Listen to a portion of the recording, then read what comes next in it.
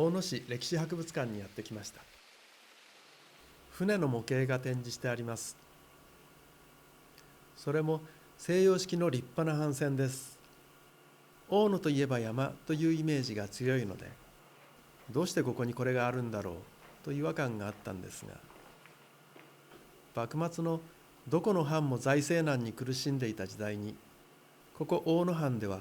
領民に奨励して作らせたタバコなどの特産品を全国に売り込もうと考えたんですね。また